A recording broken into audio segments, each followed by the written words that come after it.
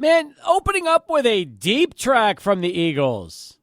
I mean, this is a song I don't even know if we've ever played it on Sports Talk. I like that. I like when we give you something that you never hear, unless you're listening to KLAQ2, where this is probably in somewhat of a rotation. But yeah, you talk about a deep track, Too Many Hands from the Eagles getting us going here on a Friday afternoon. I like that. He's Adrian Broadus. I'm Steve Kaplowitz. Alberto Urueta is with us as well. Happy Friday, everybody. Happy Friday. Man, look at that UTEP softball team. They have taken, it's almost like this is for the last 3 or 4 years of frustration.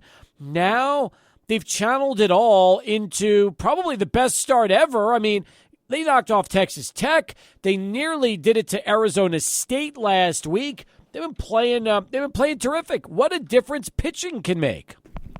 Yeah, the pitching really changes things for them. Right now in this one, they're up 3 against Texas State. And, Taja Felder, she's had 8 batters faced, and has walked 2 of them, has only struck out 1, but she has the shutout so far, and that really does change things. You can go out and beat Power 5 schools, and they got whooped last year. They hosted some good competition early in last season, and that, I think, toughened them up, and I think getting a win against a Power 5 school here is really what has helped them out. I agree. You doing okay there? Alberto? Yeah, I was shaky at the start. I didn't want to pull on the mic. I didn't know what you were doing. I was, you know what? Anytime, I'm just thinking that mustache is taking over, man. It's like owning you now. I mean, that stash has grown in so well. I almost feel like, it's now dictating what you say, how you say it, when things start to come out of your mouth. Basically, your mustache is running. It's running your show. You realize that, right? Yeah, it is. It's got a life of its own right now. It does, man. Have you named him yet? I have no control. No, I haven't named him. If you had to, just out of curiosity, if you had to name your mustache, what do you think you would want to refer to your mustache as? People have different names for everything on their body. What would you call your mustache? That's a hard one.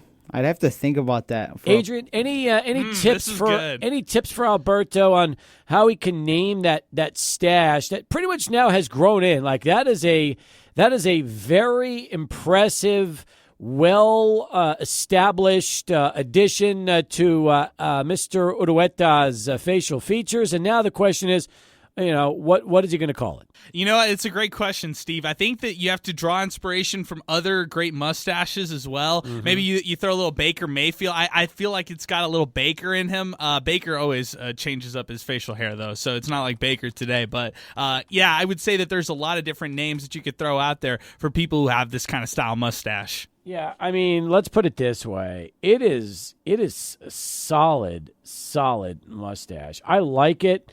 And, I just so curious now to see, based on, what he has, how that thing is going to, what's going to happen and what he's going to name it. I mean, a lot of good possibilities, don't you think? Yeah, I definitely do. There's some good ones. I think we can get some good, some suggestions from the listeners too. Yeah, I do too. I mean, you tell me, when you look at it, what do you think? What would you say? It's grown thicker than the pencil mustache. It really has. I don't know, man.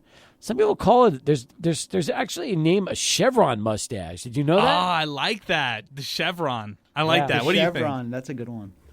Yeah. It is. Look, it follows the shape of the upper lip, resulting in a natural mustache that has a slight upside-down V shape. What do you think? Would you say that that's what he's got? Yeah, I would say that's what he's got. You could call it the Chevy, maybe, something like that. The Chevy? All right. I like that. That's not bad, man. That is not bad. Well, listen, regardless, it's good to have you and your mustache back in our studios today. I appreciate that, Alberto. And, it's always tough when you get, thrust into the show right out of the gate. Adrian just kind of put you on the air. Yeah, I apologize back here. I mean, I was like, that's on me. I was kind of setting you up for UTEP softball. Then all of a sudden, you're throwing Alberto up. He couldn't complete a sentence to start the conversation, and then he got warmed up again and got going. And again, I blame the stash. Anytime there's anything that happens with Alberto, I am always going to put it on the mustache. That's Alberto. It's the easiest way. It's the easiest scapegoat you've got now. So if anything ever happens that isn't up to perfection for you, just blame it on the mustache. Yeah, that's what I'm going to do. I'm just be like, oh, the mustache. And talking a little more UTEP softball, right now in this one, they're up 3, like I said, and they have Autumn Scott, Hallie Hogan, Asia Richard, Annie Dallas Mendez. They all have 1 hit in their first at-bat here, so they kind of got hot. That's how they scored 3. And they're really getting going on both sides of the ball. Awesome. Well, listen, I'm happy for the softball team. I hope they hold on and beat Texas State. You got to listen, you already beat Texas Tech. Now you got to finish the job and just take care of Texas State. And then it has been a successful first day for UTEP. They'll win this thing when it's all said and done. That's the kind of softball they're playing right now. Yeah, and this is a really tough time, off the field, Steve. It was, this was actually made public earlier in the week, and for those who don't know, TJ Hubbard's wife is going through battling a serious disease right now. She was admitted, I believe, a couple weeks ago, middle of February, to MD Anderson. So she has been in some kind of recovery right now. She's going through a lot off the field. The whole family's going through a lot off the field. And so for the Hubbard family, our prayers out to them, and for this team to have success and to rally around the season and everything that's going on. I mean, it's pretty remarkable in what they've been able to do so far on the year. It's amazing. You're right. Maybe they're all rallying together for TJ. That could be what it is right now because of the situation that has involved his wife. And I saw Jim Center post a link to the GoFundMe earlier this week, and it's been really, really tough news. And look, they've got young kids, so that is you just hope for the best. That's all you can say is you hope for the best. No doubt about it. And another thing, Steve, to keep it on a positive note, this softball team is doing something that a lot of people counted them out and thought that they couldn't do under this coaching staff. And, this coaching staff has struggled in the past couple years, but it feels like this year is different. They've shown what they can do at home against quality opponents like New Mexico. Yep. They've shown what they could do against Power 5 opponents like Texas Tech. Right. And they have a chance to sweep today. So I like the fight that they're showing early on into the season. I'll be perfectly honest with you, okay? And this is the honest-to-God truth. I was shocked that T.J. Hubbard survived after last season. I thought for sure he was out as softball coach. But they hung in there. They gave him one more year, and so far you've already seen really the results, and it's been terrific. What a great start for them, and can't wait to see what they do in conference as they continue to play so well in the non-conference action. So it's a good place for us to start here on the show today. Meanwhile, and by the way, this came from Adolfo, who said, Alberto does a great job calling UTEP softball. How about that? Adolfo giving you props. Thank you. Thank you, sir.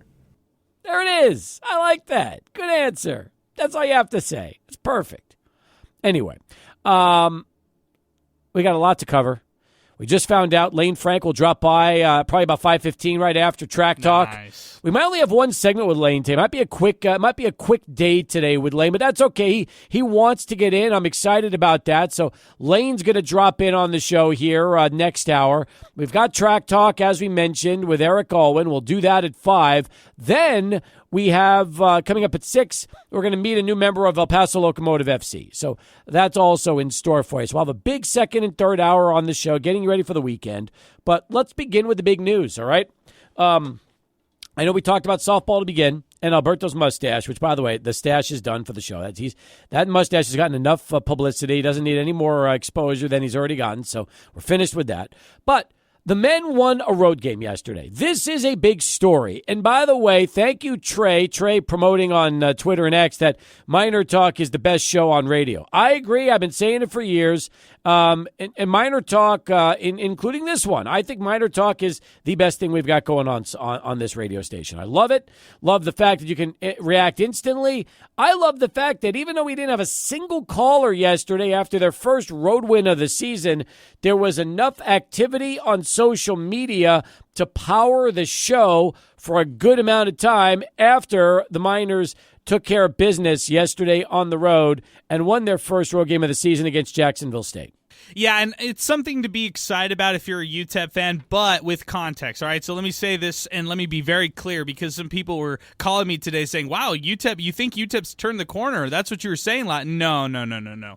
My feelings on this team have not really changed. The fact that they snapped a 4-game win streaks, just celebrate that. Celebrate the fact that they won a road game, which I counted them out on doing this season. Yep. I thought they were done on the road. They were going to lose this game. They were going to lose against Liberty. I still think they'll lose to the Flames. But when you have a performance like that from Derek Hamilton, who battled sickness, and head coach Joe Golding after the game said that he was puking post-game and had to have an IV in him, which is disgusting in itself. Otis Frazier III with a career night, 24 points, 7 steals. He's got 65 steals on the season, which is pretty remarkable in itself. And then David Terrell emerging in the second half, 0 points in the first, looked a little shaky, scores all his 11 in the second half, and was playing legitimate real minutes for this team when they really needed it. So, you could be happy for this team to finally get a road win, which, like Joe Golding said yesterday, this team's pretty resilient. They don't let a lot phase them, even though they might not be as talented or as good as some of their other opponents that they're facing. They've been in every road game. The only difference was last night they finished. I mean, they haven't finished all season. They've been in almost all of them. You think about it. This team doesn't get blown out on the road. This team is usually right there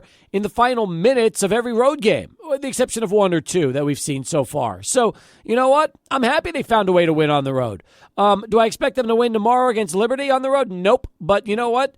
I didn't even know if they were going to win last night, and they came back and played tough. So, they can show up. They can show up, and if they come with momentum coming off the win last night, they can absolutely play Liberty tough all the way through for 40 minutes tomorrow. They can. And, I loved how this team responded at the 8-minute mark, because I thought it was real tight all the way through the end of the game. In fact, at 1 minute, 1:04, at the 1:04 mark, it was just a 3-point game. Jacksonville State had sunk some free throws, 68-65. There was also a error by the Miners at that point, but they were able to get a layup from Tay Hardy, which was clutch. It was a timeout by the team. They rallied around it. And then it was this steal and score difference maker by Otis Frazier III that really set this team over the top late in the game. So you have your your player who's led you in scoring all season long in Tay Hardy, who hit a great layup, and you had your best player on the floor in Otis Frazier III making the biggest play of the night with that steal-in layup. So really like that late game closeout by the Miners. And is it something you could build upon? Sure. It gives them confidence, yes, but does it change the course of their season? I don't really think so. I don't either. But you want to know something? All the tournament games are going to be neutral site games, so who knows? I mean, do I think UTEP's going to come and be ready to... No, but you never know. Anything's possible. All right. Anyway. Interesting. All right. We found out just a moment ago. All right. Breaking news. Lane Frank's tennis coach is making him stay longer than he anticipated. He will not be able to come by today. It's all good, man. Zay Galindo on this show has not been able to join because of practice with track. He's been in the season. Same with Lane Frank. He's in tennis season. They're both in the thick of it. Alberto and I were just talking about it off air. We were saying this age, when you're a sophomore, junior, senior in high school, you get real busy at times. So, you know what? I give him a pass here today. Do you give him a pass? Yeah, of course. And listen, the truth is this. Academics and athletics comes first. It does. That's right. So, Lane is a sophomore. He's already on the varsity tennis team. I don't want him ticking off his coach just to show up for a quick spot in the 5 o'clock hour. I want to make sure that he stays on that tennis team and doesn't do anything to upset the apple cart. Even though I would like to get his Coronado tennis coach on the show one of these days and explain to him what he has in Lane Frank, because I don't really know if his tennis coach has any idea what Lane does when he's not playing for Coronado. Yeah, we need to have more guests like that with Lane. The people to just kind of get that, the information, the 411. This guy really knows the sports. He does. He really does. So anyway, we'll do Track Talk at 5. We'll have the rest of the hour open, and then we'll do a little Locomotive at 6, which gives us a chance to spend more time talking to you. In fact, I have 3 pairs of tickets left for tonight's Ring Wars 9 coming up at the Coliseum. Now, here's the catch. Our office closes in less than an hour, 5 o'clock. So if you can get to our radio station at 4180 North Mesa before 5 o'clock, I will give you a pair of boxing tickets. And we have 3 pair left to go.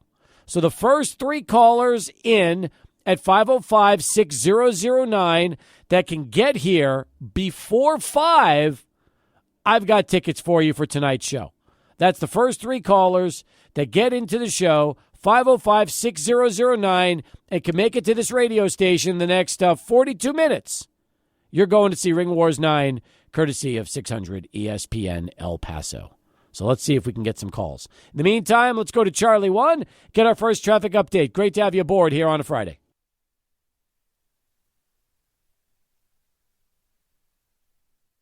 Adrian, thank you very much. Let's get right to the calls and start it off today with Cruz, who's first up. Hey, Cruz, what's going on? How are you? Not much, but I'm doing okay. Hey, I was wanted to call in yesterday, but such a short program. I thought you. Well, hang on. Stop. All right, listen. You said you wanted to call in, but it was a short program. Are you talking about sports talk or minor talk?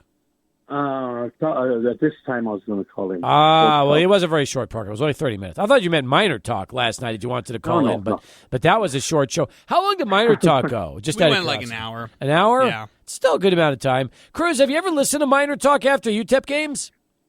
Sometimes I do, but I live alone, and I get to where I have things I got to do, and I got the side problem waiting to get it, so I'm kind of slow at things. But, yeah, I do listen to it some of the time. All right, man. I got you. Well, yeah, we're only on for half an hour yesterday. You're 100% right. It was our 30-minute shows, it's almost impossible to get in on, and then we spent much of the time with John Teicher. So I get you. But go ahead. You got in now. That's all that matters, Cruz. What do you have for us? Yeah. I thought that UTEP would win the game because they matched up pretty well against them the last time. They were ahead with almost all the game or the entire game. I thought they had a pretty good chance. And, I want to say, it's been a bad season, but I want to thank the UTEP basketball team, especially the senior sports, their loyalty. We're coming to El Paso to represent us and to try their best, do their best. We can't get any group of people in El Paso who would have done as well as this team has done for us, and we should appreciate them a little more. Especially as seniors, as they move on, if they apply themselves this way at what they decide to do, I think that they will be successful. And once again, I want to thank them. I hope we can keep as many of these guys that are there. I don't know how many, but hopefully most of them. And we do appreciate it. Everywhere they go from now on, they will have a piece of us with them, and we will have a piece of them with us too. And I want to thank them, especially, like I said, the seniors for their loyalty. Yep. Good answer there. Good. All right. I appreciate that. Anything else you want to do besides thanking the seniors today, Cruz? Well, I did, but I can't remember it right off. I just got off the phone from with the retirement company, with the union and all that, and it just kind of made me forget some of it. But but I'll call back and say some of the rest. Where if next week or so, if I can remember it. Hey, I hear you. Listen, take care of yourself, and hey, thanks for the phone call. All right, we'll talk to you later. Thank you, buddy. Be careful. Bye-bye. You too. Good stuff. Cruz getting in as we continue. 38 past the hour. 505-6009. Our telephone number as we continue. We really didn't have much of a show yesterday. Do we? Right. Does 30 minutes even count as a show? Yeah, it's just like the pre-show before the pre-game, right? Do we? Would you call that like the pre-show? Yeah, the pre-show. Yeah, something like that. I like it. The pre-show before the pre-game show. How about that? The pre-show before the pre-game show. Got it. It's so confusing, isn't it? Very sometimes. confusing. But, hey, we got it done yesterday. And, hey, to the UTEP team yesterday with that win, I mean, what does it do for them? It gives them a little bit of confidence going into that Liberty game. But I think Liberty's just a bad matchup. They've got all those undersized guards. That's who everybody's going to see tomorrow. It's a 5 o'clock tip-off, so just remember that as well. And then they've got, a smaller lineup bunch. So if they go with Otis Frazier at the 5 during stretches, I think that's probably the best method against this team. Although I hope that Derek Hamilton's feeling a little bit better from puking all day yesterday, so then he can be thrown into the mix as well. Listen, if Hamilton's not, sick, you got to play him.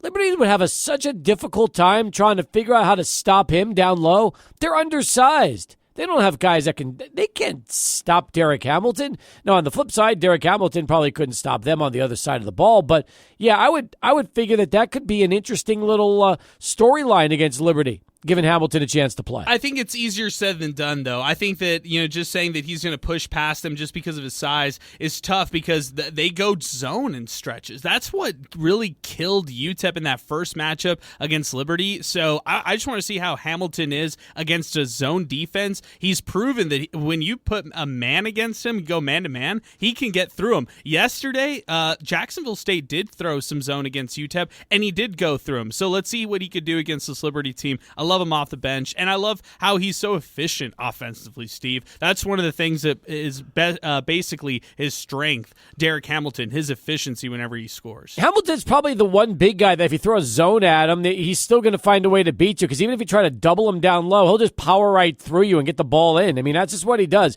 He plays that low post power game and can finish around the basket. So how do you explain the lack of minutes? Because I can't explain it. That was me right there trying to explain the lack of minutes he's getting. The only thing I could figure out was they felt like he didn't play enough defense and couldn't get back in time. That would be the only thing. Yeah, because that's the same thing with Elijah Jones. It's like you ask, why isn't Elijah Jones playing? Well, because teams adjusted to him and he plays no defense. And I'm like, all right, fine, I'll give you that. But I mean, Derek Hamilton, every time he's on the court, he scores. Right. So he's the human basket. That? I'll take a negative. I'll take a deficit defensively if you get the pluses on offense where they struggle. Yes, I mean, exactly. Is this just common sense to us? What are we not seeing? And not only that, when you've got a guy like that can score down low, it changes your perimeter game because now you're not having to press so much because they've got to focus down low on stopping the big man, and suddenly you get wide open looks from everywhere. So if it's so simple like this, then I just don't understand why he doesn't at least average like 15 minutes during these final couple games. I don't know. Off the bench. Yesterday, I get it. He's sick. He's puking his guts out, I guess, after the game or whatever. But maybe he can't handle like more than 2 or 3 minutes at a time without getting tired and winded.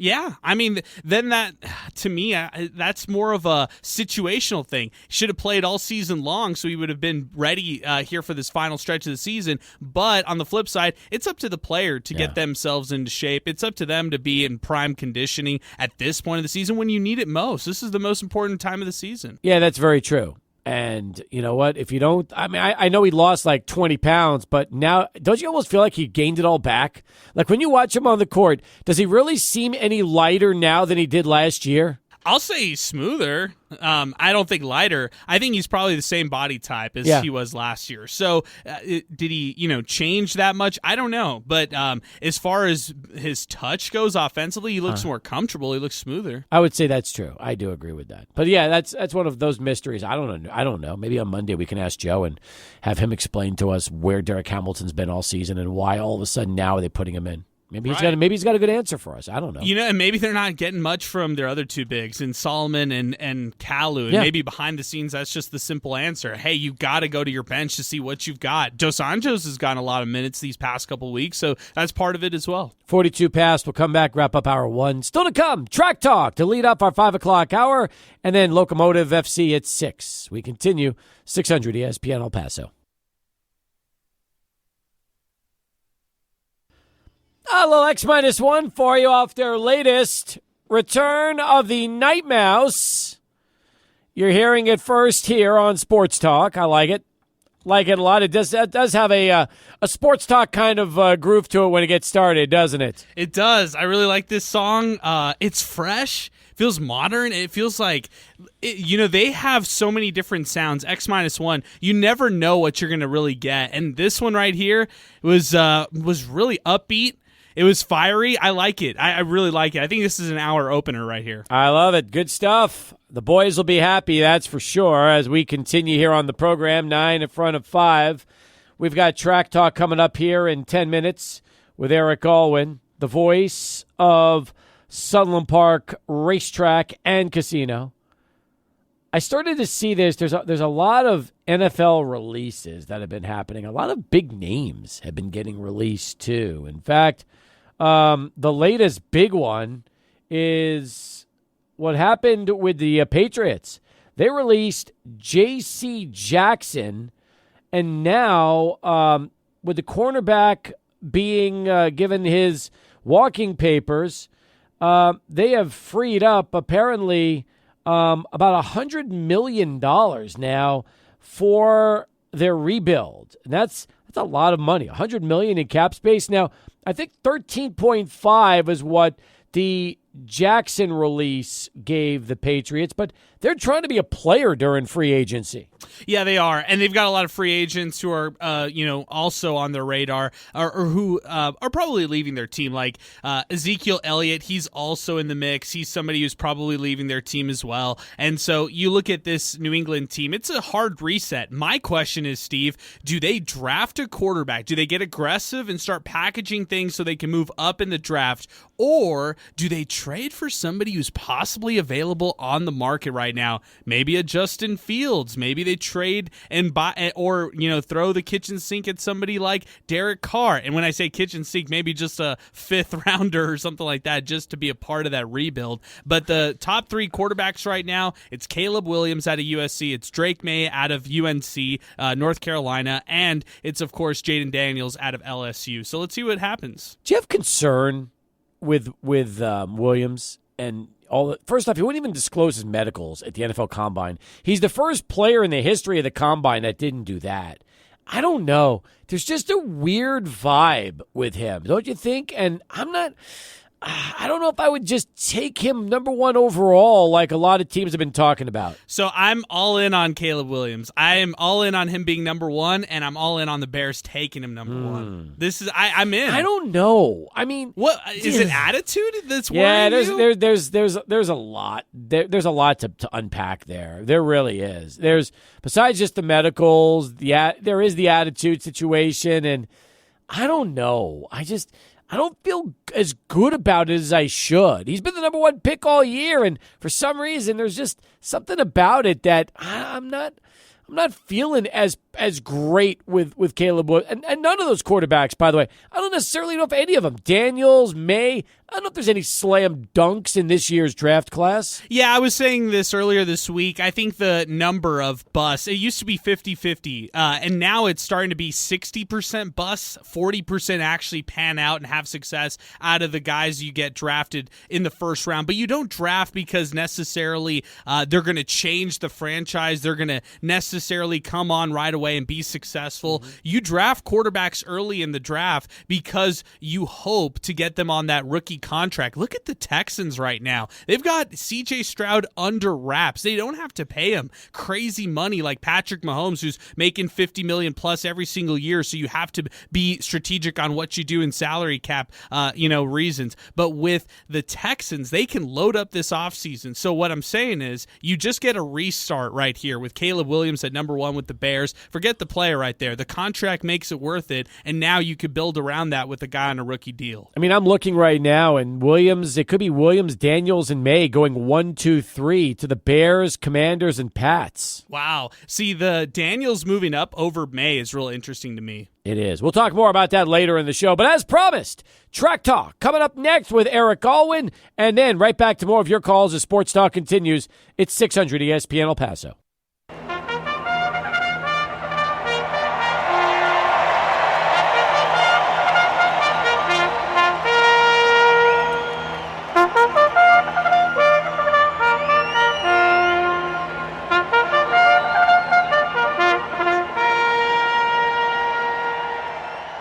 Welcome back, everybody, to another edition here on Track Talk. I'm Steve Kaplowitz, joined, as always, by the voice of Sunland Park Racetrack and Casino. He is Eric Alwyn.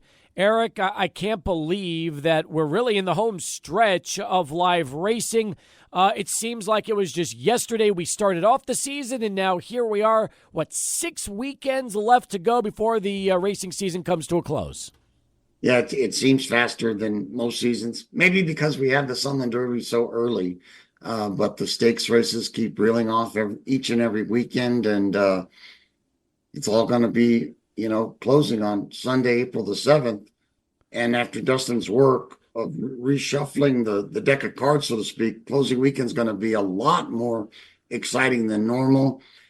And I got to tell you, Steve, after being in this game for 50 years, I saw something that I never thought I'd see last Saturday when we watched the Saudi Cup. Tell me about it. Simulcast. Well, Todd Fincher had a horse in it, one of our very own horses, Senor Buscador, who happened to win the Curabo Stakes last year here. And it's a horse from that same family tree of Runaway Ghost and so many others, Sheriff Brown. A lot of great horses have been thrown out of the mare Rose's Desert. And Senor Buscador is the latest one. And he's been picking off races kind of left and right, or being second or third in major races throughout the country. And before last Saturday, he was second in the World Cup race at Gulfstream Park. So he was no longer really considered a long shot anymore. But when they took him to Saudi to run, in Saudi Arabia, I think he went off at about 13-1. And he was going against horses that had won the Breeders' Cup Classic and had been, major threats in the Derby last year. In other words, the best horses in the world. And he beat them. He came from far back and won by a nose without any, argument at all. It's the finest horse achievement, finest trainer achievement from anyone from here ever, because of the amount of money involved. $20 million, the world's richest quarter horse, the world's richest thoroughbred race, or any race for any breed. And to have our own Todd Fincher win it, I think really caps off the success of the Sunland Park story. When we started adding money from the gaming, proceeds and putting it into the racing business, wow, to see what it's done. It really worked. It really worked. I think it's important also to note that even though we always talk about the Sunland Derby and the Kentucky Derby, there are plenty of great stakes races around the country and around the world that Sunland horses do very well in. And this one, clearly, we talk Mind That Bird, and that'll go down in history and always will be remembered.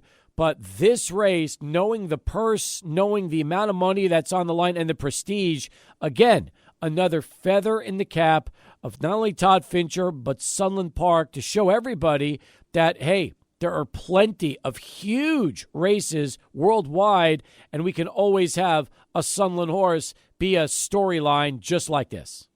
I guess so. And it's all because of money.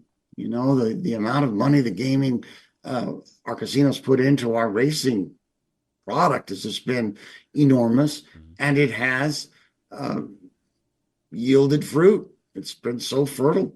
And to win that race for a Sunland Park horse out of a New Mexico bred mare, Steve, that's another thing.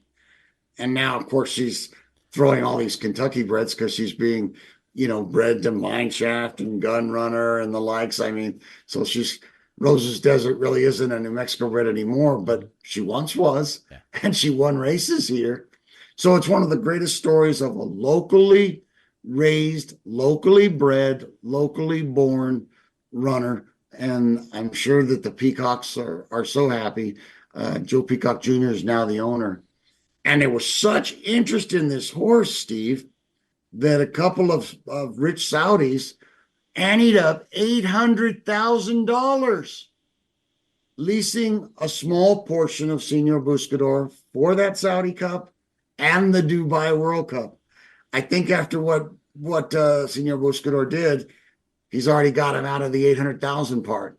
So whatever he makes in this Dubai race, these owners are going to make some money on their gamble, but they're not going to own the horse. It's just a 2-race leasing situation. Something that I've never seen before, where owners just come in for a designated target of 2 races, and then the horse comes through. It's amazing because the owners made 10 million. Joe Peacock made 10 million. Can you imagine that? Can you imagine being an owner and coming away $10 million richer because of one horse race? That is, I mean, one effort. Okay, so you tell me, if you win the Kentucky Derby, how much money is that worth to the owner of the horse? I think $1.5 million, 1.6 million. Yeah. Now, however, there's all the stuff that, precipitates it. Sure. The glory, the prestige. A colt that wins the Derby, there's going to be millions of dollars down the line for breeding. There's that. But in one race for liquidity, no. That Saudi Cup is, it's the number one race. I think the Dubai World Cup that he's going to run in next is worth a paltry 10 million, Steve. Just 10 million. Man. So I guess for Todd Fincher, okay, let's talk about Fincher for a second. I know he's having a solid meet here at Sunland, but all of a sudden, does he become now a bigger national commodity and worldwide commodity with the ability to win this race as a trainer?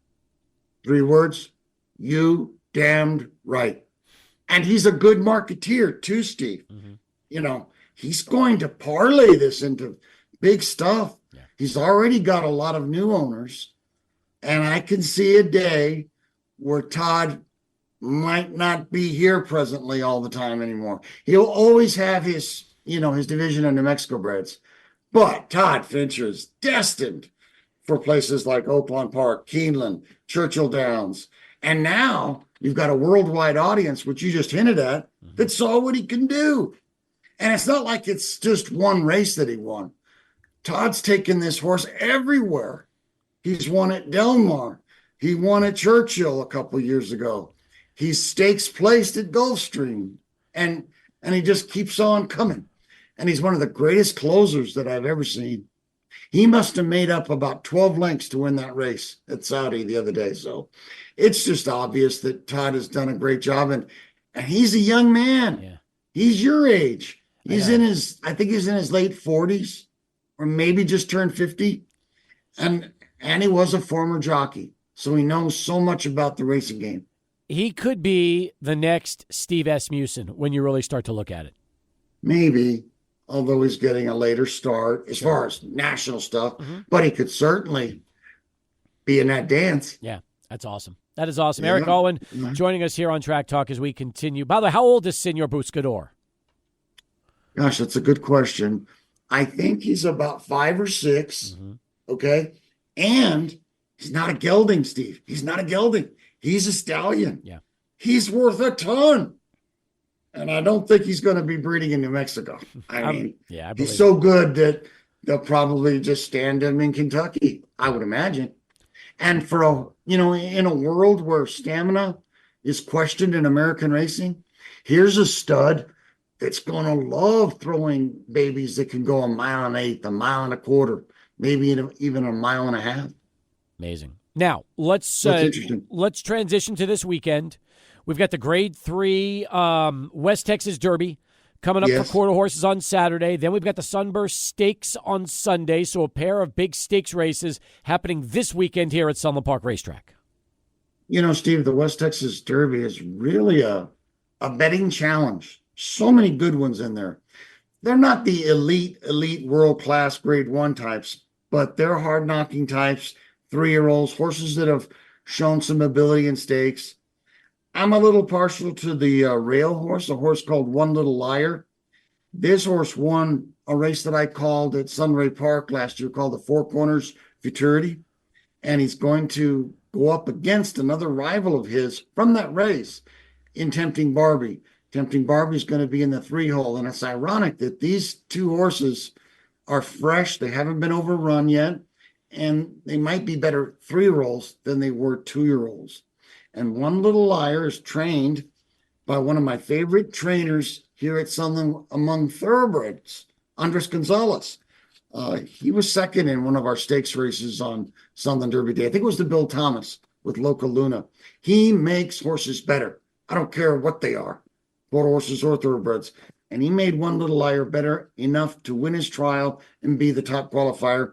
But Tempting Barbie is going to be bearing down on him. Marco Flores is his trainer. Wes Giles has a good one in the race called Mose. He was a trial winner. So it's a deep race. They gelded Bacardi a couple months ago, and he improved. And it was within a neck of One Little Liar in the trial. So there's not a lot separating the top bunch in the West Texas Derby. How about the Sunburst Stakes on Sunday? That's going to be a 350-yard sprint compared to the 400-yard sprint for the Derby on Saturday. Kind of looks like it dovetails well for the Shoe Fly winner, which was over the edge. And this horse beat the best horses that day. Pretty much we're talking about the same kind of runners, maybe easier because this race is restricted to just fillies. So I like her even more, especially at 4-1. Once again, trainers are the main angle to winning money in horse racing. Whether you're a gambler, an owner, and Eric Valenzuela has proven for the last 5 years that he is a go-to trainer in stakes races. If Over the Edge does not win, maybe Sweetest Emotion could. Sweetest Emotion was about this far behind Over the Edge in the Shoe Fly, about a neck behind. So she's really in the conversation. And her trainer is James J. Gonzalez III. How many times have we spoken about, how good a trainer that young man is? So with those two horses, I think you have the key to the race. I'm excited about it, as always. Good stuff, Eric, giving us tips. Thank you, Steve. And then before you know it, next Friday, so March 8th, then we've got the Curbo and the Albert and Henry Dominguez Memorial. So, and that's going to be a fun day for thoroughbred racing fans. Hopefully the Curbo will fill. The Wincham Lad did not. We're kind of, crossing our fingers on that. It's been so hard to get open races to fill. Non-New Mexico bred types. Oh, I'm sure the Albert and Henry Dominguez will fill with 12 because that race is restricted to New Mexico bred thoroughbreds. But we're coming down to the key part of the season with a lot of season-ending championship races. Big news with the West Texas Futurity. The trials that day that we have for it could have as many as 17, 18 trials in one day. And that's on March 17th. And I'll keep you posted as to what happens there. Look forward to it. That would be a record, by the way. Oh, my God. I'd never heard anything like that before. That is unheard of around here. So it's unheard of. Yeah. That's like Ruidoso does. And this is the 64th running of the West Texas Futurity. So there's hope. It's just that we need help in the open thoroughbred division. And somehow we're going to figure out a way to get it done because obviously – we're producing open horses that can win $20 million races.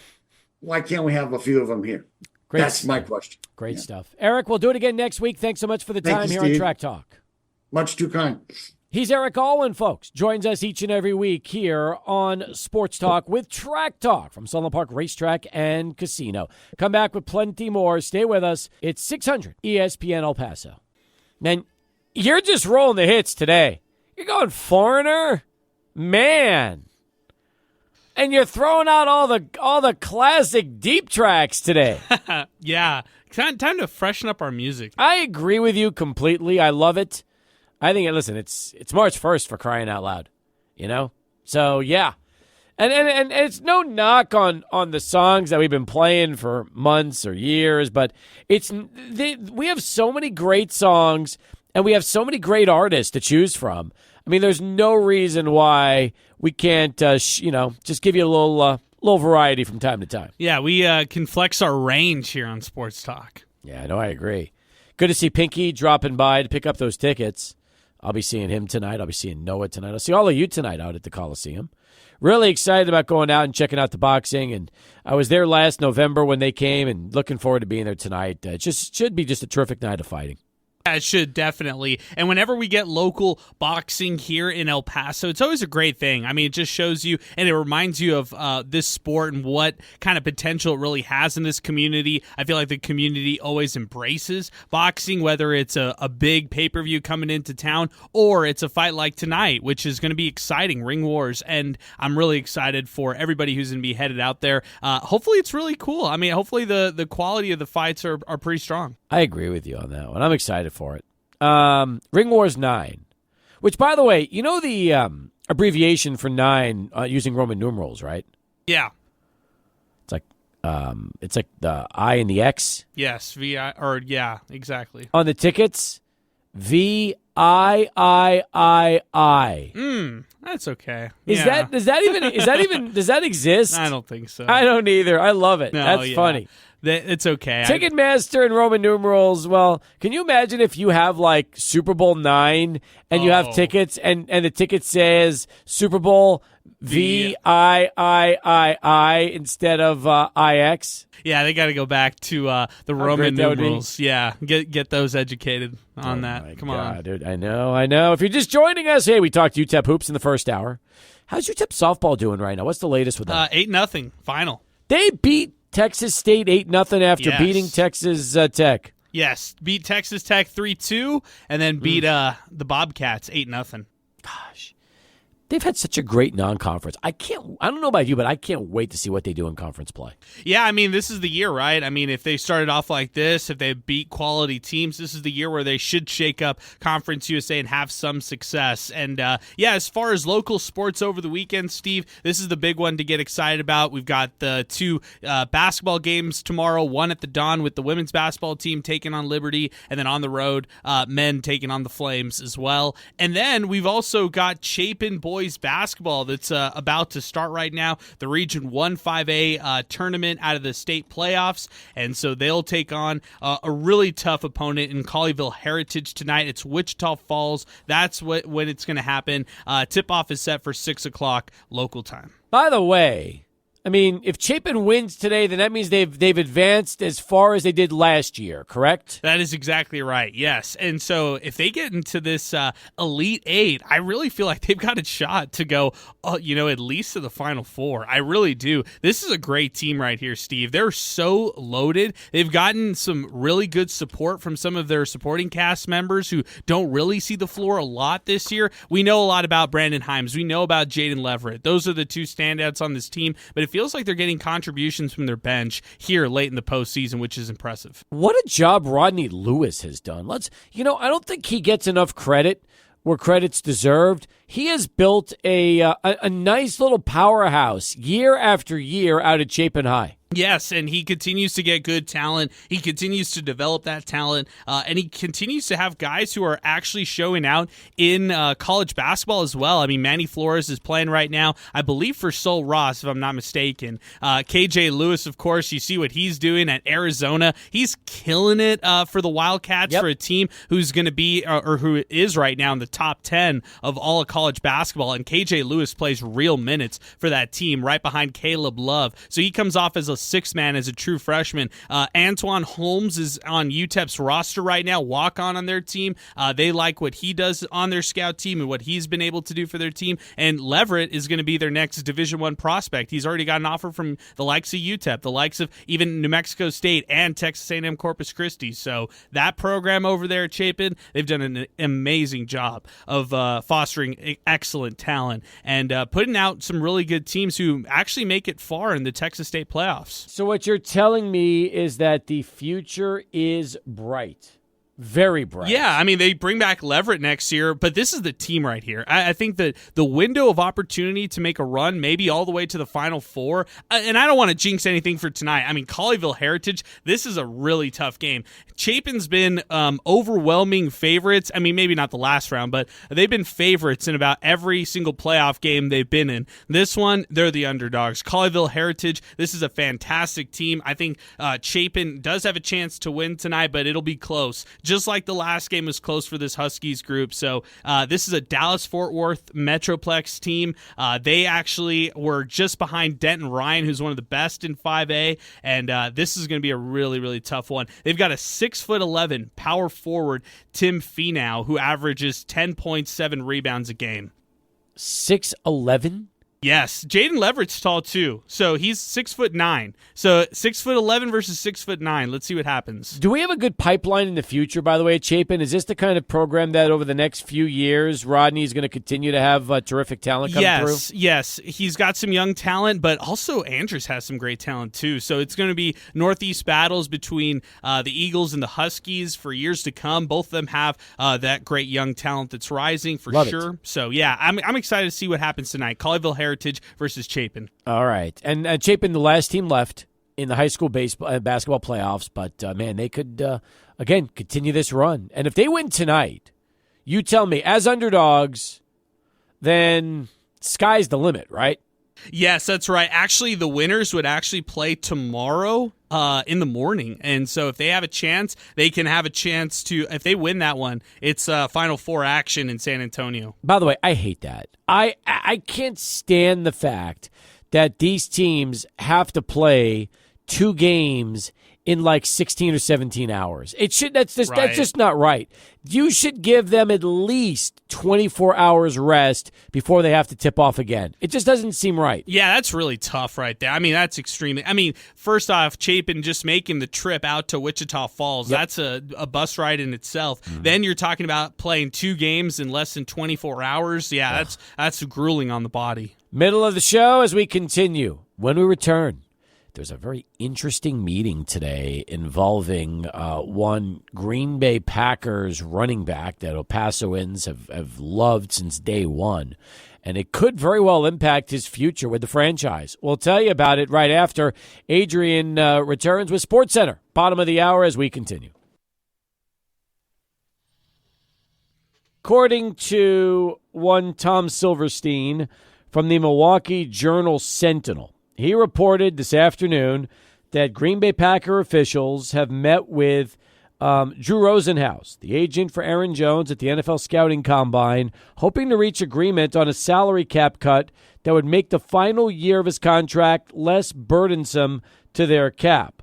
According to the story and according to a source, the Packers and Rosenhaus are trying to get to a number that would satisfy the team's desire to lower his salary cap number. How they would reduce the salary cap number remains to be seen and part of future discussions. But as Silverstein says, the bottom line is the Packers want Aaron Jones back. If they cannot reach an agreement in the next 2 weeks, the Packers would release him and hope whoever they are offering isn't matched on the open market. So that would be interesting. But they also risk losing Aaron Jones to another team. So they're going to try to work with Rosenhaus to find a way to negotiate a cap reduction. And in case you're wondering, Jones is scheduled to earn a base salary of $11 million plus a per-game roster bonus worth a maximum of $258,824 and a workout bonus of $500,000. So they want to cut his cap number because of the 6 games that Jones missed last season and some of the others with the hamstring and knee injuries. So remember, he had that torn left MCL and then came back and had 300-yard games to end the season. And in the playoffs, had 2 more 100-yard games and had 3 touchdowns in that win over Dallas. So it's going to be really interesting. Look, Aaron Jones has worked with the Packers his whole career. He has said from day one he wants to be a Green Bay Packer for life. He's also about to be 30 years old. You got to understand something. What Aaron Jones has done in Green Bay is the minority, meaning that most superstar running backs are not about to turn 30 with the same team that drafted them out of college. By now, they're usually on their second or third team. Case in point, Dalvin Cook, Ezekiel Elliott, and the list goes on and on. Plus, the free agent class this year is absolutely stacked. Look, prediction time. I think they'll find a way to make it work. I don't think Aaron Jones ever wants to leave Green Bay as long as the Packers are reasonable. As long as they don't try to lowball him to where it's something that they can't, that can't make sense. Rosenhaus is the kind of agent that if Aaron Jones says to him, hey, look, Drew, I want to stay in Green Bay. I know you might be able to get more money elsewhere, but that's my home. That's where I want to be. I've got a good situation.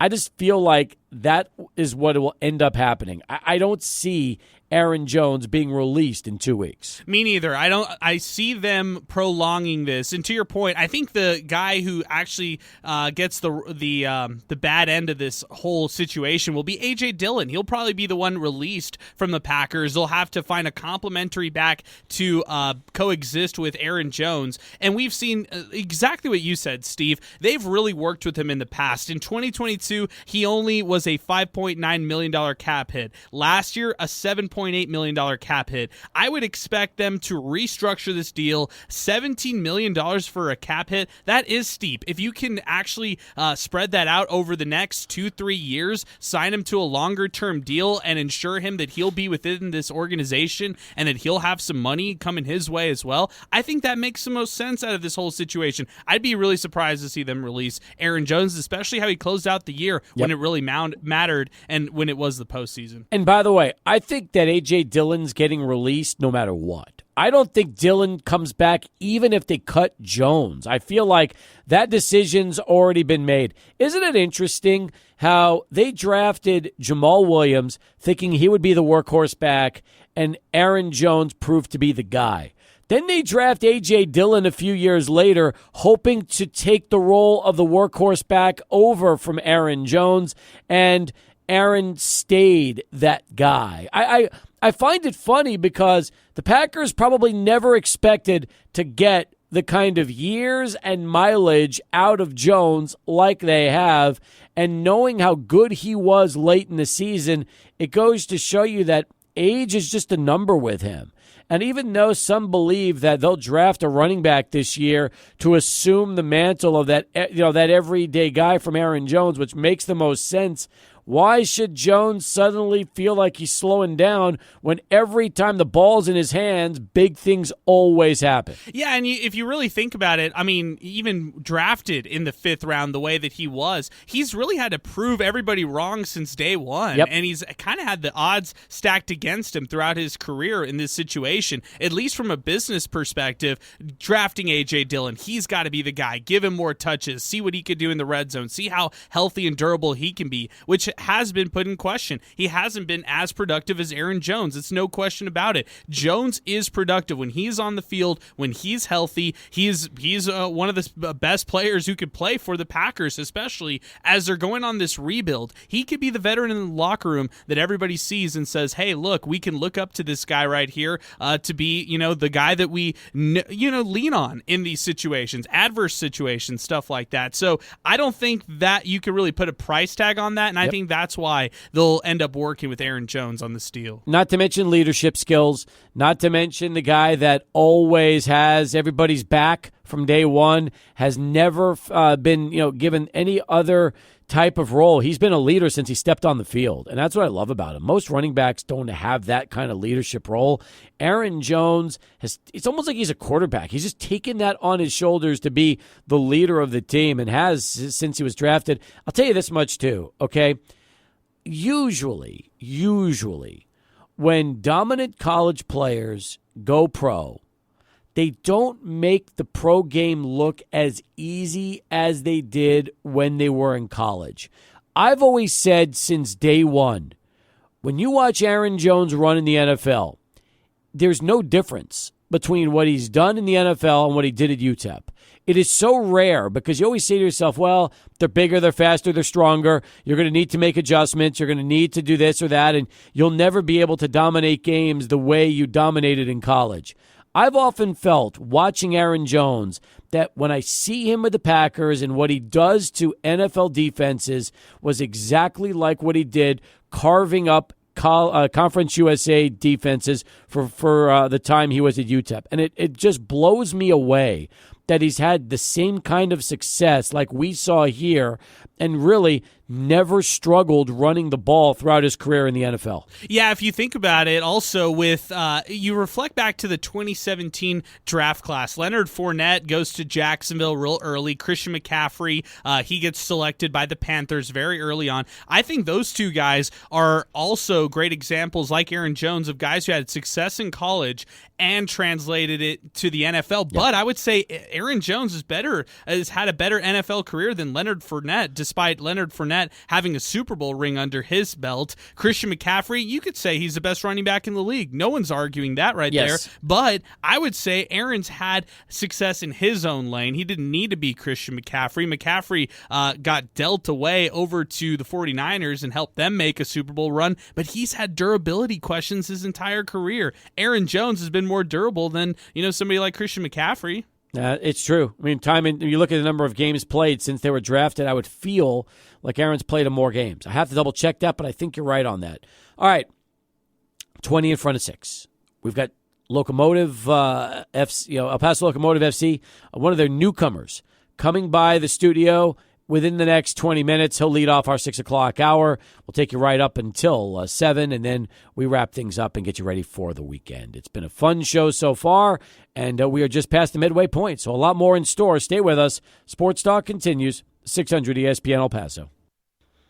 Back here on Sports Talk as we continue. 48 now past the hour. 505-6009, our telephone number. Saw this question from Pinky. It's a good one, too, and I think it needs to be mentioned because you really kind of, you want to answer this the right way. But Pinky asks, will we ever see a Texas UIL any sport regional final in El Paso? Just asking for a friend. El Paso high school fans get the short end each year. What do you think, Adrian? Can we ever see that? Probably not for basketball, knowing the proximity issues. I mean, it doesn't make it any more fair for anybody here in El Paso who has to travel hours and hours on end. Whereas if you're in the Metroplex, you're in Austin, you're in San Antonio, you're in Houston, not a crazy bus ride like it would be El Paso going to one of those cities right there. And that has to be factored in. I mean, that's tough for these teams. It's not like everybody can just say, I want to have a hotel room for all my players the night before. Some of these programs can't do that, so they have to go either day of or maybe try to get there early so that their players can get as much rest as possible. So it's just tough for everybody in El Paso to have to travel. I'm not as optimistic about that being a reality. Right. Especially since if El Paso ever was able to get some kind of regional final, then everybody's going to complain about coming all the way over here because it's not close to anywhere. And that's the toughest part is that, you look at schools from like Fort Worth and Houston and San Antonio and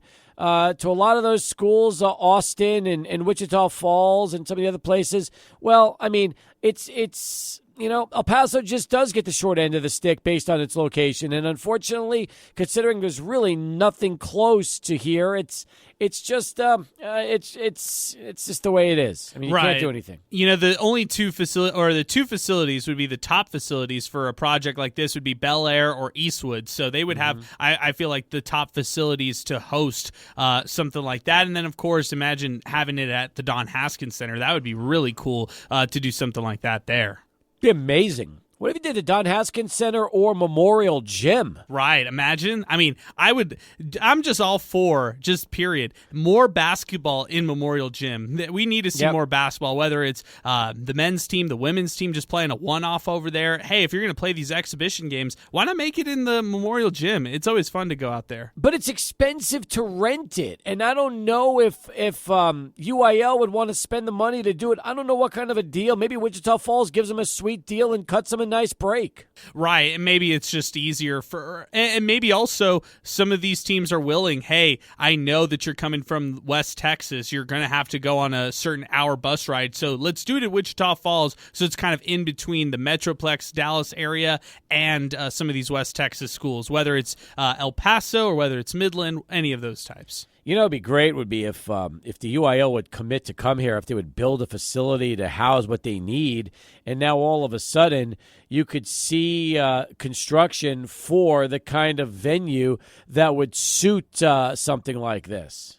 Yeah, that's a really good point in itself. I mean, it also goes back to the arena talk, right? And what you could potentially host if you end up building something that is in the city of El Paso that could host events like this. And then you can actually you have a seat at the table, say, hey, we have these facilities. We can bring you into this system, at something like this. That is a good point. All right, look, as we talk about some of the high school dreams of Pinky and other fans, we are also going to have a new member of El Paso Locomotive FC joining us on the show here coming up in a few. And one of the latest acquisitions, he is part of the all-new defense that has a new look to it. A lot of new players on the defensive side for 2024. And by the way, I don't know if you saw this or not, Adrian, but Paso Locomotive FC dropped a new jersey, the primary jersey for this year. I got to check that out. I'm a big jersey guy. We are all big jersey guys on this show, so I got to check that out. We've been blessed to have a lot of great Locomotive FC guests over the past couple of weeks, Steve. And next week, I know we're going to get head coach Brian Clarhut to stop by, and Andrew Forrest might make a stop by as well. So I'm now just seeing these jerseys, and I love them. Wow, they did a great job on these. A lot of people think when they see these jerseys, they like them a lot too. That there's, it's just the design, the color scheme, everything about them just looks really good. Yeah, they did a great job. I love the lines. I love the incorporation, the subtle incorporation of the yellow on the collar. I think that's a fresh look, and the base being navy blue. Just sign me up for that. Yeah, I agree with you. So we'll get a chance to talk a little Locomotive FC coming up in our final hour of the program, and then get you ready for the weekend. Remember, UTEP playing Liberty tomorrow at 1 o'clock. That's senior day for the ladies. I'm heading out to the arena tomorrow. I'm looking forward to seeing the final game of the regular season for Keitha and company at home before they hit the road next Thursday for their final game before the start of conference tournament action. And then the men will be playing about 4 hours later against Liberty. And these are big games. I mean, listen, men want to try to win their second road game in a row and upset Liberty. And remember, the men were underdogs yesterday against Jacksonville State. They were a 5.5-point underdog in that one. Yeah, I expect probably the same margin, maybe even more for Liberty here tomorrow. So let's see what that line looks like. I was thinking 7 or 8 maybe. Yeah, that's probably right. See what happens. All right, so 2 hours down, 1 to go. We'll come back. We'll talk some Locomotive FC in a moment. Stay with us. Sports Talk continues. 600 ESPN El Paso. As we continue, I'm excited about our next guest. He's joining us, making his first trip here to the show. Bolo Wakanyode is one of the newest members of El Paso Locomotive FC. He is a defensive midfielder. Wow, a defensive midfielder. Sound familiar? That's exactly what Brandon Craig was when he joined us last week. And now Bolo gets a chance to say hello to us on the program. First off, we've been talking a lot during the break. It's good to meet you, and thanks so much for stopping by today. How you doing? I'm good.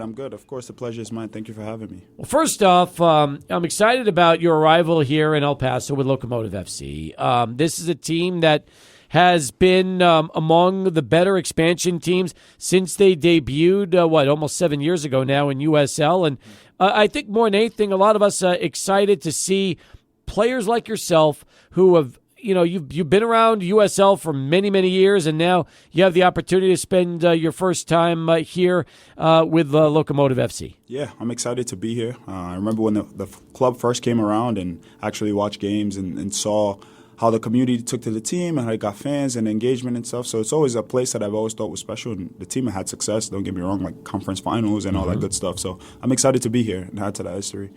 Meanwhile, for fans that are not familiar with your story, Bolo, you've got a pretty unique situation. So I wanted to tell everybody about kind of your origins, where you grew up, and what brought you here to the States. Yeah, I was born in Nigeria, Lagos, Nigeria. Lived there until I was 10, and then I moved over to the States, New York City to be exact, with my mom and my siblings. 3 older brothers and a younger sister, but I moved with 1 older brother and a younger sister. So it was just kind of us. Grew up there. We came to the States for a better life, for opportunity, and luckily we've been able to achieve that amongst me and my siblings. Well, first off, you got a good New York accent. It's still, you haven't lost that yet, so congratulations. That's still there. When you came over stateside, did you always gravitate to soccer, or did you play other sports as well as a kid? No, it's always been soccer. And I joke around with a lot of my friends, like I suck at other sports. So it was soccer. And soccer is a big, big part of the Nigerian culture, and that's what we did growing up, honestly. We were obsessed with it, being fans, playing on the streets, playing for teams, and then when I came to America, it was just adjusting and finding a team to play for. What was soccer like in New York City, knowing you've got baseball, football, basketball, hockey? There's so many sports that kids play growing up in the New York City area. So how big is soccer when you really look at the boroughs of Manhattan and New York and where everything is? No, it wasn't. Honestly, when I first came, it was not big. I actually spent, I'd say, a year and a half, almost 2 years not playing at all, just because it wasn't very accessible. Everyone played basketball. I actually tried to play basketball at the time, but I was terrible at it. But yeah, it wasn't super accessible. But luckily, my older brother, he met a friend in school that was playing for a club team in Brooklyn, and that's how we were kind of able to get playing again and found parks and teams and people and stuff and get rolling. But it's definitely grown a ton from when I first moved to the States, which was 20 years ago now. So It's grown, and I think it's definitely a lot more accessible now than it was back then. So Brooklyn was the key. Brooklyn had the club team. That got you guys started. And then did you find that – because I know soccer is huge in New Jersey. Mm-hmm. There's a lot of teams that play competitive out there. And then really the whole East Coast after that. You have Massachusetts, and you start to look Philadelphia. Mm-hmm. And it's growing. It's probably one of the fastest growing sports in the Northeast part of the country because of the popularity of MLS. Yeah, for sure. And it's funny you say that because I spent a lot of my time playing in New Jersey. So initially I played for a team in Brooklyn called the Brooklyn Patriots, and I found an ad for the New York Red Bull Academy, and they were all set up in New Jersey. So then I went out there with my brother and went for trials and wound up playing majority of my youth soccer in New Jersey, actually. So tremendous amount of talent. It's funny, 2 of my teammates now, we grew up playing on my first ever team, on my U14 team in New York. Really? Yeah. So that's been really cool to kind of have things come full circle. One was 30 years old now, and we started playing at 14 together. So that's nice to see. When you reflect back on choosing to go to Seton Hall after your youth career with New York, what was that decision like right there? Was that the ultimate opportunity at that point for you, or were you trying to get out to the MLS or things like that and play professional soccer here in the States? Yeah, I think for me, at the time, I was 16 years old, like, I wanted to be a pro, and I wanted to play professional, and there was so much talent in our youth academy, and maybe there was an opportunity for me to kind of train with the first team and go there, but education has been so big to my mom and to my family, and that was the entire reason why we came here. So when I had the opportunity to go to college and still play soccer and get a scholarship, and I think it was a no-brainer for me and my family. We're talking right now with Bolo Akanyode here on Sports Talk. He is a defender for El Paso Locomotive FC. So we're looking at everything you've had a chance to do. The Red Bulls you mentioned. You played for Bethlehem Steel FC, North Carolina FC, Nashville SC, Birmingham Legion. The last 3 seasons with Miami FC, and now here you are in El Paso. So you are a well-traveled, seasoned vet over these years with USL, which means you've played a lot of Eastern Conference action, and now you're really going to be getting a good taste of what the Western Conference is like here in El Paso. Yeah, for sure. And I think that was one of the things in my decision is I wanted to experience the West because I'd never played out West for a team. And El Paso was a no-brainer for me after talking with Brian and Ray and the guys on the coaching staff. So I'm excited to be here. I'm really excited for the season. Bolo, were there other clubs in USL that were interested in bringing you over and wanted to try and add you to their roster this offseason? Yeah, there were for a few teams. But like I said, the conversations with Ray and Brian swayed my decision. But yeah, there are definitely a few teams. All right, so you arrive here in El Paso. You're seeing a roster that has a lot of newcomers. You mentioned some of those just in your answer with players you grew up with in the East Coast. What was your first impression when you went on the pitch for the first time and saw your teammates? Yeah, it was special. I think looking at our roster and you looking at the things that a lot of guys have achieved individually, there's no doubt that we have a talented team. And it's special to play with some of these guys and looking at guys that I grew up playing with, and we had the dream to play professional. To actually do it together at this point in my career it's a special thing for me. I'm sure. And then I know defensively, the one thing I noticed is You have a lot of size. It seems like it is a large group of defenders. A lot of you guys are 6 feet or taller, and I could just tell that that's one of the things Brian likes. He likes big, strong defensive players. Yeah, for sure. I think that's one thing that's necessary. If you look at the teams that have won the league in the past, they've had size, they've had strength, but they've also guys who can play with the ball and guys who are technical, which Brian likes a lot too. So you got to be able to mix it up and do both because the game requires a lot of different things. How different do you see the MLS and the USL in terms of talent and competition? I think it's not as different as people think. And if you look at results in the Open Cup in the past, you see that USL teams compete and they're right there with them. But I do think in MLS, you get the special players, the top players. Obviously, you have the Hani Mokhtars in Nashville and the guys who are very, very special. Obviously, goes without saying. There's Messi, there's Busquets, there's Alba. But those type caliber players you see. But I think from there on, you look at the rosters. I think USL teams can compete with most MLS teams when given a chance. Do you think, Bolu, that in years to come, because Messi now and we're starting to see other players follow his lead, that we'll get more and more European stars that as they get older, and I don't want to say necessarily past their prime, but they want to keep playing, yet they might not be as dominant as they were in their younger years.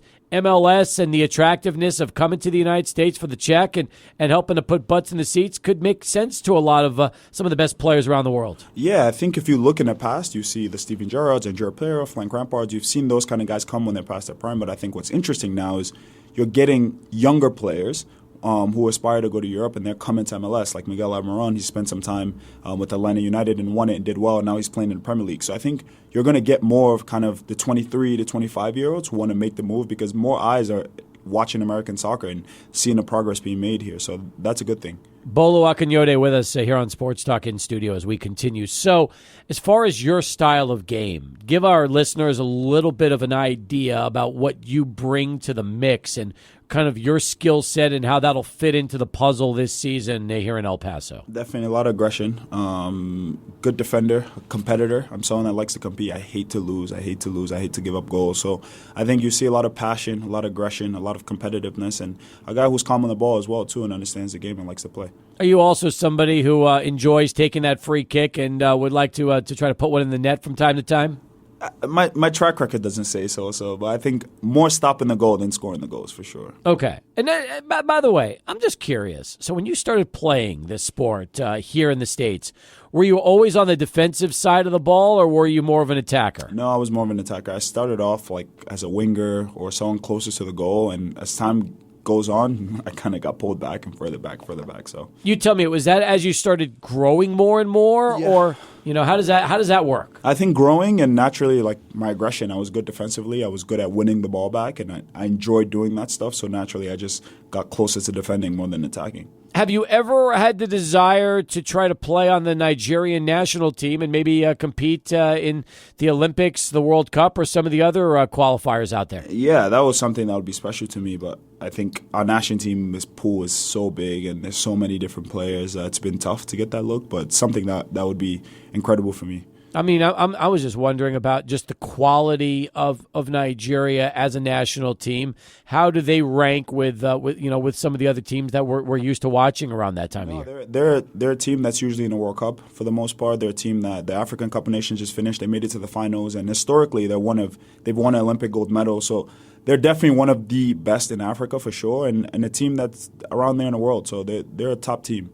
As far as your accomplishments so far over your years in USL, have you played for a USL championship in the past? I've not played in the finals, no. I've been on teams that have competed and been, I think the furthest I made it to was a conference semifinal. Mm-hmm. But I've been on teams that have done quite well. But I've never made it to a final, no. But you've also seen this league grow from when you first started to where it is right now. And it seems like USL is probably the fastest growing league in all of professional soccer. Yeah, 100%. They've done an incredible job. I think my rookie year, even just the amount of teams, the amount of markets they've tapped into, the stadiums that are being built. I mean, like you look at Louisville Stadium, it's incredible. It's a beautiful stadium. So I think the growth of the league has been tremendous to watch from back then then to now. It's a great vision, and I think we're still going in the right direction. Even like the expansion to USL League One, it's been something special, honestly, to witness. Now, when you started playing, who'd you kind of model your game after in the beginning? Did you have certain players that you really idolized and thought, man, this is part of the reason why I want to play this? Yeah, I think from Nigerian national team, there was a guy, J.J. Okocha, who was great. I enjoyed watching him. He was more of an entertainer. And guys like Yaya Toure, there was similar body type and physique as well, Paul Pogba. All those guys, I think, definitely inspired me and pushed me on and wanted to be like them and do some of the things that they did on the field. So you didn't mention Messi and Ronaldo, which is good because that's the easiest answer that most people will say. They see Messi, they see Ronaldo, and I'm sure there'll be that great debate going on for years, wondering who's if you're going to pick between those two, the GOAT, who would you give the edge to? So Ronaldo, I enjoyed watching growing up because he played for my favorite team, Manchester United. But I think Messi is just more of a natural talent in football. It's probably a bigger entertainer if you look at their two body of work. But I don't like to compare the two. I think both are special in their own realm, and I think we're witnessing something that we'll probably never witness again in professional sports. This is a weird question, but how are you adjusting to Mountain Time Zone right now? Just the new time change. You mentioned it. You've always played on the eastern kind of coast. You played a little for Nashville as well. But what is it like playing in the Mountain Time Zone right now? Yeah, no, it's definitely different. It's something I didn't consider, honestly, until I moved here. But even like little things like talking to my family, I have to call them a lot earlier because they're 2 hours in front of me. But it's been all right. Personally, I've adjusted well, but I think it'll be different because people back home that watch me play and my friends and stuff, they're on the other side of the town, but it's good. Now, how long have you been in town for? I got here January 4th. Okay, so you just finished, like 2 months or so. Yeah. Have you had a chance to enjoy some of the food that El Paso offers? I have. I've gone to different restaurants and stuff, and it's been good. It's been good. Okay. I was going to ask you if you like Mexican food. I do. Then you picked a good spot. Yeah, for sure. No, the food's been good. I think that's one of the things that I've enjoyed the most, like the food in the restaurant's really good. I don't think I've been to a restaurant that I didn't enjoy so far. Good. We asked you about the defensive side of the ball earlier in the back three. Tell me a little bit about this team in general. I mean, should we expect to see a team that's going to score a lot of goals, a lot of attackers and players that can finish and put the ball in the net? Yeah, I think you see a team that's aggressive. I think you see a team that likes to be dominant and in control of games on the ball. I think you see a team that likes to score. There's a lot of talent on this team. You look at guys like Armando Moreno, Joaquin Rivas, Justin Dillon. Like these are guys, to me, like these are guys that can put the ball past the line. They're entertaining guys and guys who can make things happen for this team. How about your goalkeeper? Good. Jamali's good. He's a good keeper. It's awesome because he was in the academy at Philadelphia when I was on Bethlehem. So I watched him kind of grow into himself, and I thought he had an excellent year last year. And he's someone that's really, really good. Okay, so you're familiar with him, and I'm sure you're familiar with a lot of players on this roster. Is there going to be a lot of competition trying to break that starting rotation for Brian and make sure that you kind of keep yourself in that starting lineup, match in, match out? 100%. I think you look down the roster, every single player can be a starter for this team and for any USL team in the league. So I think it's a lot of competition. It's good. I think Brian will have a lot of headaches after preseason and all that stuff. But that's what you need. You need competition. Competition is what makes you grow. Competition is what keeps the team intact and keeps everyone on their toes. So I think we'll see that for sure. Bola, when you're not playing and you're not practicing or training, what are you doing? Tell me a little bit about life off the pitch and what you like to do. Yeah, I like to read. I like to write a little bit. I think I've grown and trying to push that and be a writer and just constantly think about different things and I see the world in an interesting way. So I think that's something that's good. And I'm also looking at life ahead. I'm studying for my coaching license right now. So yeah, I keep busy in the time that I'm not playing. So the point is you could see yourself coaching this sport once your playing days are over? Yes, 100%. Do you like working with youngsters? Yes and no.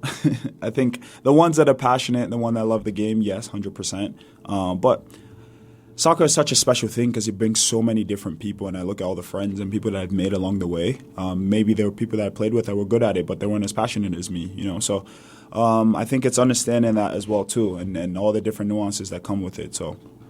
Well, meanwhile, it's funny that you say that because there's so many more distractions now for youngsters than there used to be, whether it's gaming, social media, and everything else. I think it almost takes you have to appreciate the commitment today from youngsters that decide they really want to dedicate their lives to trying to be the best they could possibly be and one day play this at a professional level. Yeah, for sure. I mean, it's a lot of sacrifice. It's a lot of being away from your friends, your family. It's a lot of choosing, honestly, the pain that comes with it, whether it's running, whether it's being in the gym, or those moments. You have to choose that over the pleasure moments, right? Like going to prom. Like, I didn't go to prom. I missed a lot of parties and times with my friends because I wanted to do this, but there's nothing more in the world that I wanted to do than play soccer and kick a ball and run around. Now, you said writing.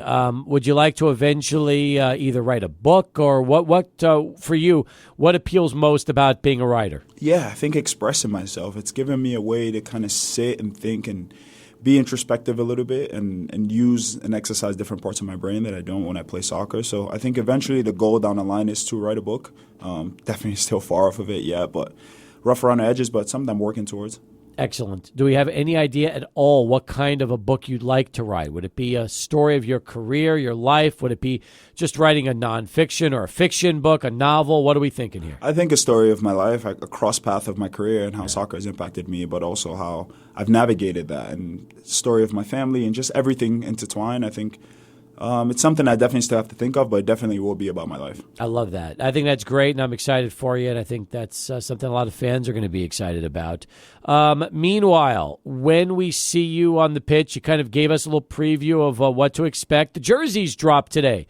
Give me your thoughts on the primary jerseys you're going to be wearing for the 2024 season. Oh, no, I love it. I love the look of it. I love the color. That navy, that blue is good. It's great. I think it's a great fit as well, too, so I'm excited for it. All right. Excellent stuff. Good to meet you.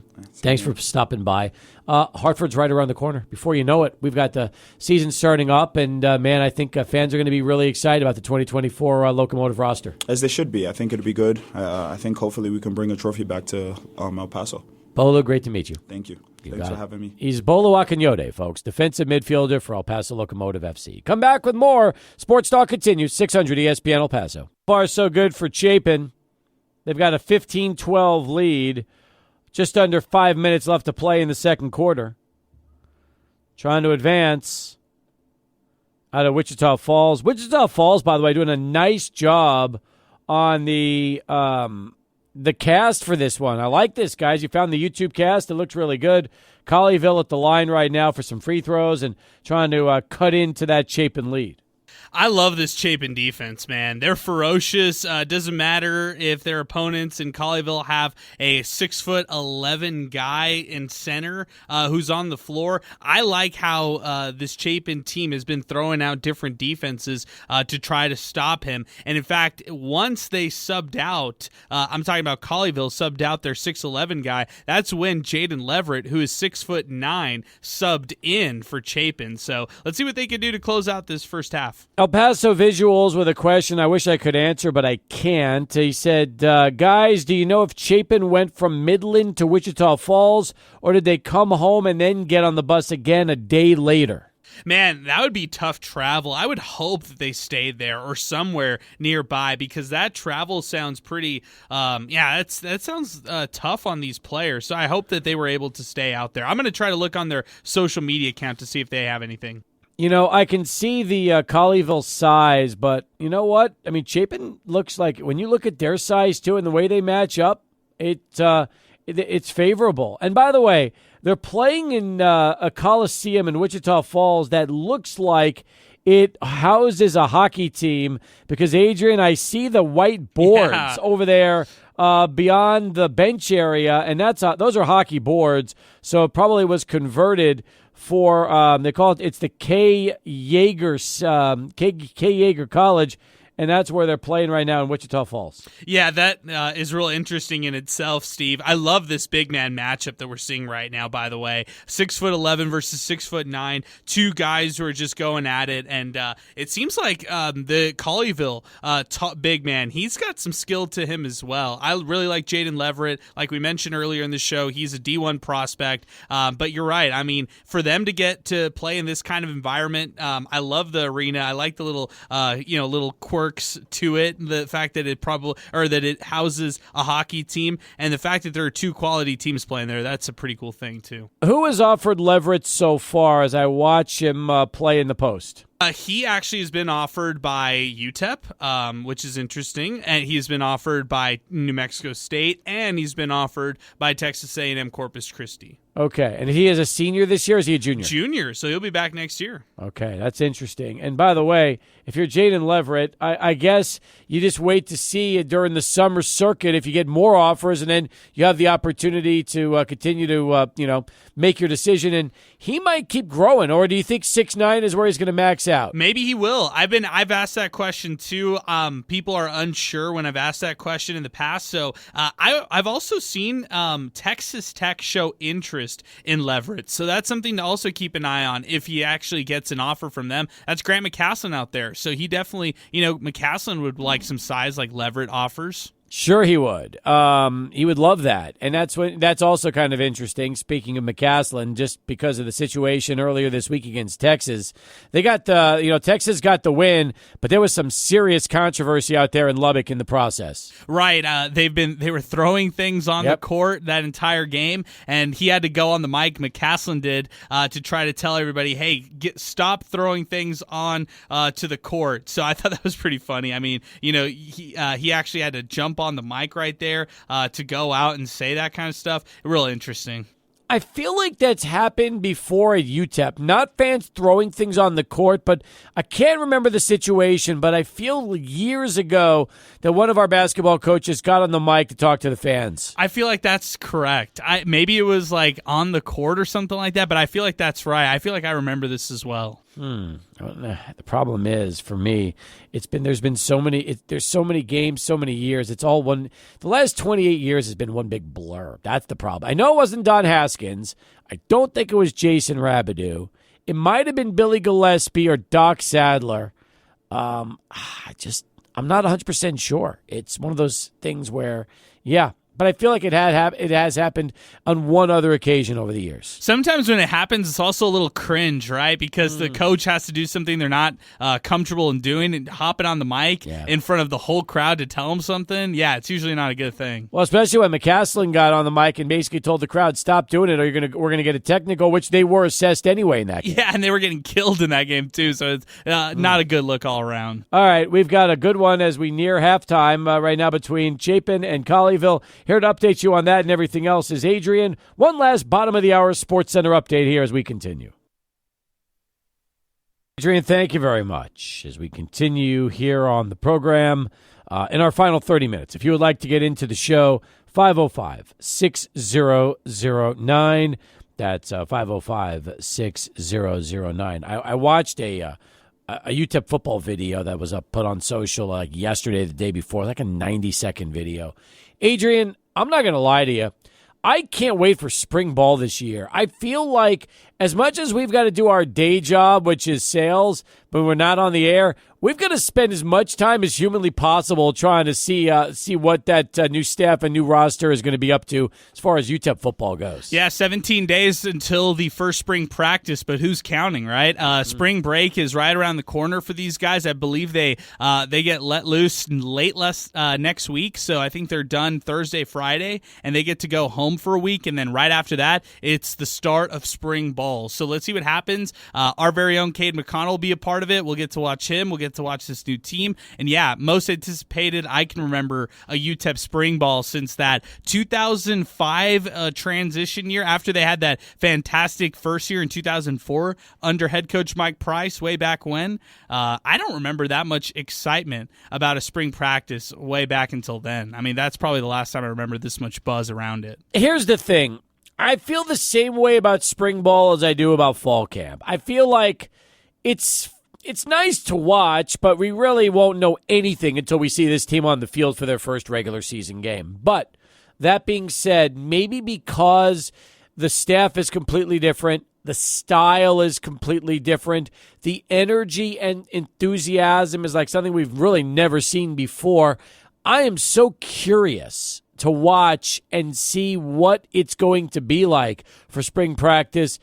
My curiosity has almost made it where, yeah, I want to see as much football from this group as I possibly can just to get a feel for what might be coming in about 5 months when the season gets ready to start up. Yeah, of course. The hype and excitement is just about the newness. It's not about the actual team. If you're going to talk to me about the team and the schedule, knowing how difficult it is, I mean, me trying to talk myself into 4 wins, that's pretty difficult right here. Just knowing who they have to play. I've got 4 guaranteed losses in my head right now. Liberty, I've got the Colorado State game, the Tennessee game, and Nebraska. That's just me looking at it, outside looking in. And now I'm curious to see how this current new roster responds to practice, how they practice, just period. Remember, with Dana Dimmel, the interesting part that he did that not a lot of other teams and college programs across the country, they don't do.